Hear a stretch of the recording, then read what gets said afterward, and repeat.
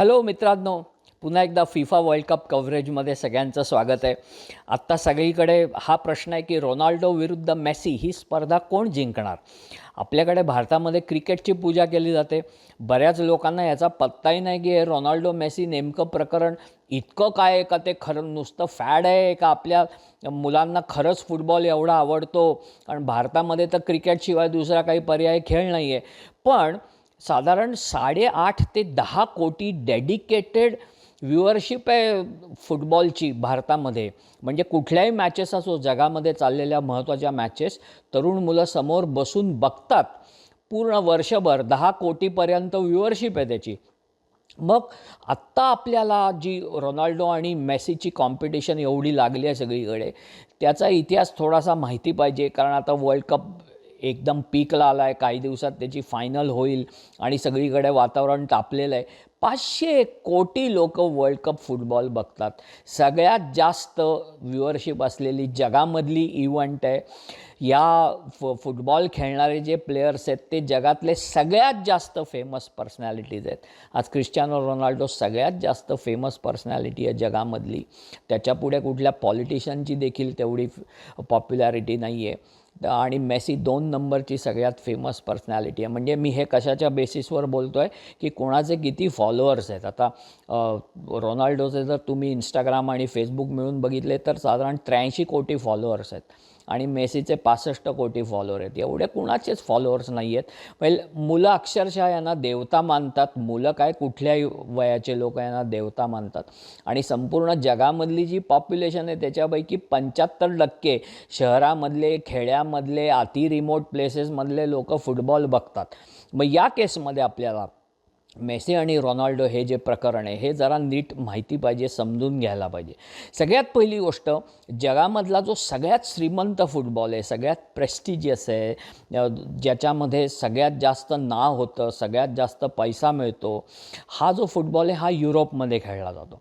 युरोपमध्ये basically England, Spain, France, Germany, Italy या 5 देशांमध्ये त्यांच्या त्यांच्या देशातल्या ज्या क्लबच्या स्पर्धा असतात.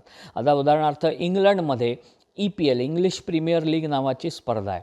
त्याच्यामध्ये इंग्लंडमधले 41 क्लब्स दरवर्षी आपापसामध्ये मॅचेस खेळतात आणि सगळ्यात शेवटी त्या वर्षीचा विनर ठरवला जातो, इंग्लिश प्रीमियर लीगचा विनर.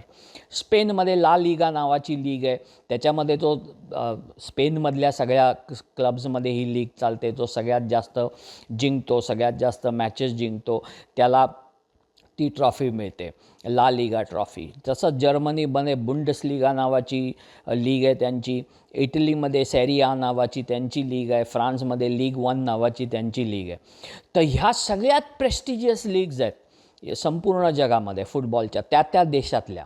बरं, या युरोपमधल्या ज्या सगळ्यात प्रेस्टिजियस लीग्ज आहेत त्याच्यामध्ये दरवर्षी ज्या पहिल्या 4 टीम येतात, आता इंग्लंडमधले सपोज पहिले 4 क्लब्स, त्या लीगमध्ये आलेले पहिले 4 क्लब्स त्यांच्या रँकिंगप्रमाणे, स्पेनमधले पहिले 4, फ्रान्समध्ये पहिले 4, अशा सगळ्या टॉप टीम्सची UEFA चॅम्पियन्स लीग नावाची एक लीग कॉम्पिटिशन खेळली जाते. म्हणजे युरोपमधला सगळ्यात श्रेष्ठ क्लब कोण हे त्याच्यामध्ये ठरवलं जातं.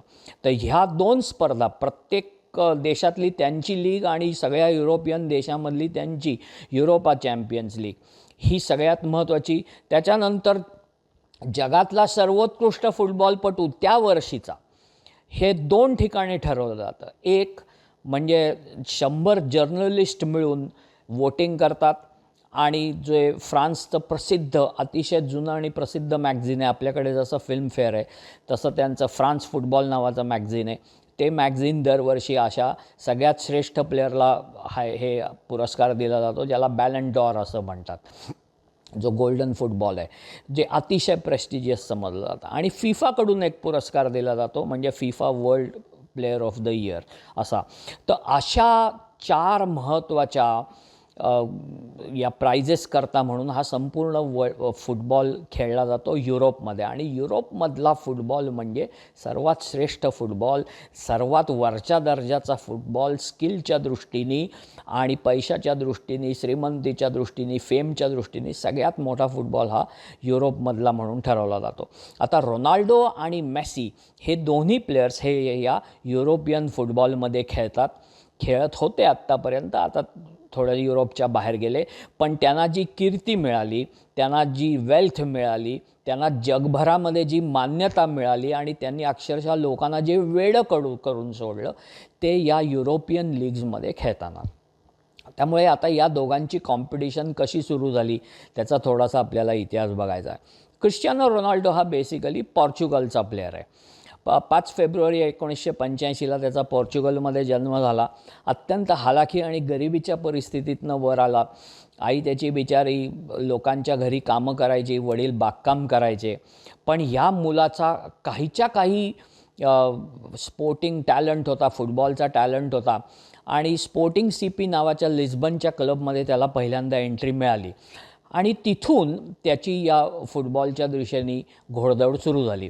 काय झालं पुढे 2003 साली जो इंग्लंडचा मँचेस्टर युनायटेड अतिशय फेमस क्लब आहे तो पोर्चुगलमध्ये फ्रेंडली मॅचेस खेळायला आला होता. त्यावेळेस मँचेस्टर युनायटेडचे मॅनेजर सर ॲलेक्स फर्ग्युसन होते आणि त्यांची फ्रेंडली मॅच मँचेस्टर युनायटेडची या स्पोर्टिंग CPशी होती पोर्चुगलमध्ये. त्याच्यात रोनाल्डो होता. त्या मॅचमध्ये रोनाल्डोचा गेम बघून सर ॲलेक्स फर्ग्युसन सकट बाकी सगळे प्लेयर्स सर्द झाले आणि त्यांनी ठरवलं की ह्याला उचलायचा इथनं आणि मँचेस्टर युनायटेडला न्यायचा आणि त्यांनी त्याला $20 लाख 20 लाख पाऊंड्सला विकत घेतलं. कारण तुम्हाला माहिती आहे लीगमध्ये प्लेयर्स आपल्या इकडे जसं IPLमध्ये ऑप्शन असतं तसं त्याला विकत घेतलं आणि त्याला मँचेस्टर युनायटेडला नेलं आणि तिथपासून 2003 सालापासून ते 2009 सालापर्यंत 6 वर्ष तो मँचेस्टर युनायटेड क्लबमध्ये होता आणि मँचेस्टर युनायटेड क्लबचं या मुलांनी क्रिस्टियानो रोनाल्डो नावाच्या मुलांनी त्याच्या स्किलनी आणि त्याच्या परफॉर्मन्सनी नशीब बदलून टाकलं. 2006-07 साली इंग्लिश प्रीमियर लीग त्या क्लबला त्यांनी मिळवून दिली.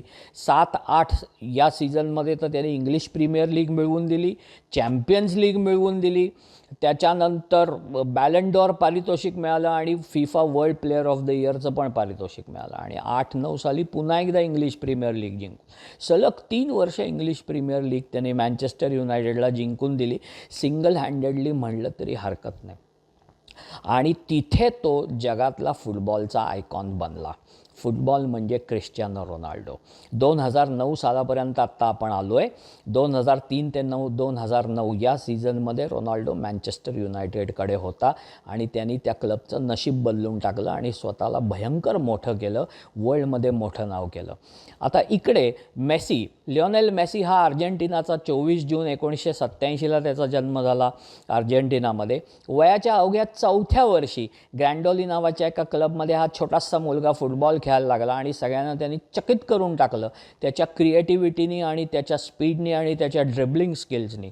पण काय झालं की त्याला एक छोटीशी मेडिकल कंडिशन डायग्नोज झाली होती. त्याच्या हाडांची वाढ व्यवस्थित होत नव्हती.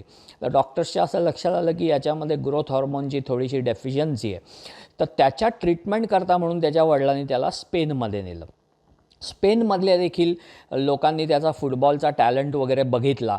पण काय झालं की तिथला क्लब कुठलाही त्याला साईन करेना पटकन आणि दुसरी गोष्ट त्याच्या मेडिकलचे एक्सपेन्सेस देखील वाढत चालले होते. त्याचे वडील नाराज झाले, ते त्याला अर्जेंटिनाला पुन्हा घेऊन जायला तयार झाले होते. तेवढ्यात बार्सिलोना क्लबनी त्याच्याशी एक ज्याला आपण इन प्रिन्सिपल ॲग्रीमेंट म्हणतात तसं ॲग्रीमेंट केलं, जे फार प्रसिद्ध झालं की तिथला बार्सिलोना क्लबचा CEO त्यांनी एका हॉटेलमध्ये बसून टिश्यू पेपरवरती ते ॲग्रीमेंट लिहिलेलं आहे. नंतर 24 वर्षांनी त्या टिश्यू पेपरचा काही लाख डॉलरला ऑक्शन झाला मेसी भयंकर प्रसिद्ध झाल्यानंतर आणि तिथून त्यांनी बार्सिलोना जॉईन केली आणि त्याचा ग्रेटनेसच्या दिशेने प्रवास चालू झाला. बार्सिलोना क्लबकडनं स्पेनचा अतिशय प्रेस्टिजियस बार्सिलोना क्लब. लक्षात ठेवा स्पेनला 2 क्लब प्रसिद्ध आहेत, एक रिअल मॅड्रिड आणि दुसरा बार्सिलोना. आणि मग मेसीनी रोनाल्डोसारखी तिकडे बार्सिलोनातर्फे कामगिरी सुरू केली. पहिल्यांदा त्यांनी ला लिगा जिंकून दिली बार्सिलोनाला. त्याच्यानंतर ला लिगा एकाच वर्षामध्ये ला लिगा जिंकून दिली. मला वाटतं 8-9चा सीझन होता तो. ला लिगा जिंकून दिली, चॅम्पियन्स लीग जिंकून दिली आणि जी नॉकआउट टुर्नामेंट असते ज्याला स्पॅनिश कप म्हणतात किंवा किंग कप, ती त्यांनी जिंकून दिली. आणि त्याच्याच पुढच्या वर्षी 2009 साली त्याला बॅलन डॉर पारितोषिक मिळालं. आणि मग इकडे मँचेस्टर युनायटेडमध्ये रोनाल्डो आणि तिकडे मेसी ह्यांची कंपॅरिझन चालू झाली की दोघांच्यामध्ये श्रेष्ठ कोण. आता स्पेनमध्ये रियाल माड्रिड विरुद्ध बार्सिलोना अशी भयंकर एक आतमध्ये स्पर्धा आहे, म्हणजे ज्याला धगधग म्हणतात, सतत आतमध्ये आग लागलेली असणं, अशी ती धग आहे या दोन क्लब्समध्ये. तर मेसी बार्सिलोनाकडून खेळून इतका मोठा होतो आहे म्हणल्यानंतर रियाल माड्रिडला लक्षात आलं आपल्याला याला उत्तर द्यायला पाहिजे. मग त्यांनी मँचेस्टर युनायटेडला कॉन्टॅक्ट केला आणि रोनाल्डोला रियाल माड्रिडकडे ते घेऊन आले. आणि मग 2009पासून ते 2018पर्यंत या दोघांच्या परफॉर्मन्समध्ये जी कॉम्पिटिशन झाली ती म्हणजे ज्याला आपण अतिशय वरच्या दर्जाची जुगलबंदी म्हणतो, की लोक अक्षरशः डोळ्यात प्राण आणून बघायचे. रोनाल्डोचे फॅन्स रोनाल्डो जिंकावा म्हणून बघायचे, मेसीचे फॅन्स मेसी जिंकावा म्हणून बघायचे. आणि दोघांच्यामध्ये जी कॉम्पिटिशन होती ती फक्त प्लेयर्सच्या लेवलला नाही, तर ती फॅन्सच्या लेवलला अतिशय हिंस्त्र प्रकारची कॉम्पिटिशन आणि अतिशय हिंस्त्र प्रकारचं असं डिवोशन ते तयार झालं. हा 2009 ते 2018 हा जो स्पॅन आहे, ह्याच्यात दोघांची कॉम्पिटिशन खरी कशी झाली स्पेनमध्ये ते आपण पुढच्या भागामध्ये बघूया. बघत रहा महाराष्ट्र टाइम्स.